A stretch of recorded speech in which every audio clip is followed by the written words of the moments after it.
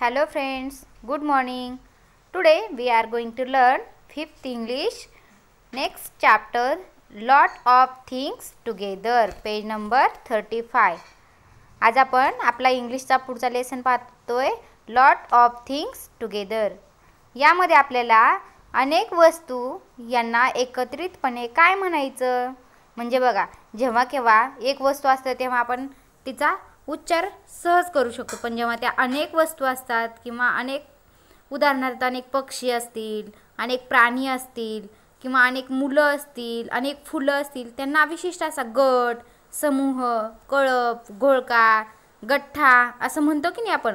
तर हेच आपण आज इंग्रजीमधून काय म्हणायचं आहे हे शिकणार आहोत. जर समजा एक पक्षी असेल तर आपण बर्ड म्हणतो, पण अनेक पक्षी एकत्र असतील आणि ते आकाशात उडत असतील तर आपण काय म्हणणार त्याला? अ फ्लाइट ऑफ बर्ड्स म्हणजेच काय? पक्ष्यांचा थवा. A flock of geese. आता गीज म्हणजे बगळे, अनेक बगळे एकत्रित असतील तेव्हा त्यांना काय म्हणतात? अ फ्लॉक ऑफ गीज म्हणजेच बगळ्यांचा थवा. अनेक मेंढ्या एकत्रित असतील तेव्हा त्या मेंढ्याच्या कळपाला काय म्हणतात? A flock of sheep. अनेक झाडांना एकत्रितपणे काय म्हणतात? अ ग्रो ऑफ ट्री म्हणजेच राई, किंवा अनेक वृक्षांचा काय असतो? संघ, त्याला काय म्हणतात? राई. अ पॅक ऑफ डॉग्स.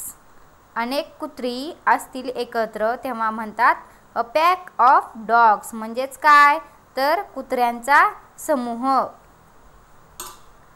अनेक मधमाशा, बीज म्हणजे मधमाशा, अनेक मधमाशा एकत्रित असतील तर काय म्हणतात? अ स्वार्म ऑफ बीज मधमाशांची टोळी. त्यानंतर मुंग्या, अनेक मुंग्या एकत्रितपणे जास्त आपल्याला कुठे दिसतात? तर वारुळावरती, बरोबर. तर अ कॉलनी ऑफ ॲन्ट्स म्हणजेच काय? तर मुंग्यांचा समूह. अ हियर्ड ऑफ कॅटल म्हणजेच काय? गायींचा कळप. अ ग्रुप ऑफ चिल्ड्रन्स, अनेक मुलं एकत्रित असतील तर त्यांना म्हणतात मुलांचा समूह, संघ.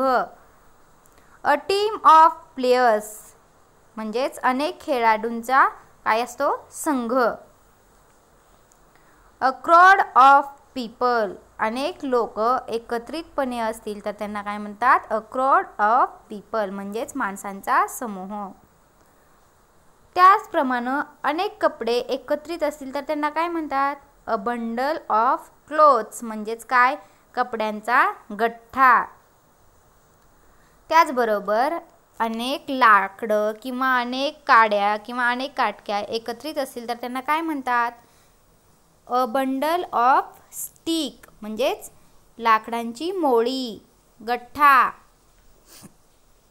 अ बंच ऑफ फ्लावर्स, अनेक फुलांचा जर बंच असेल तर त्यांना काय म्हणतात? फुलांचा गुच्छ, फुलांचा गठ्ठा. एकत्रित फुलं आहेत सर्व, त्यांना म्हणणार आपण a bunch of flower.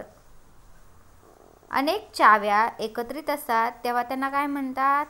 A bunch of keys म्हणजेच चाव्यांचा जुडगा किंवा चाव्यांचा गुच्छ. अ बंच ऑफ ग्रेप्स म्हणजेच द्राक्षाचा घड. तर या लेसनमध्ये आपण पक्षी, बगळे, मेंढी, कुत्रे, झाडं, मुंग्या, मधमाशा अशा अनेक घटकांना एकत्रितपणे काय म्हणतात हे पाहिलं आहे.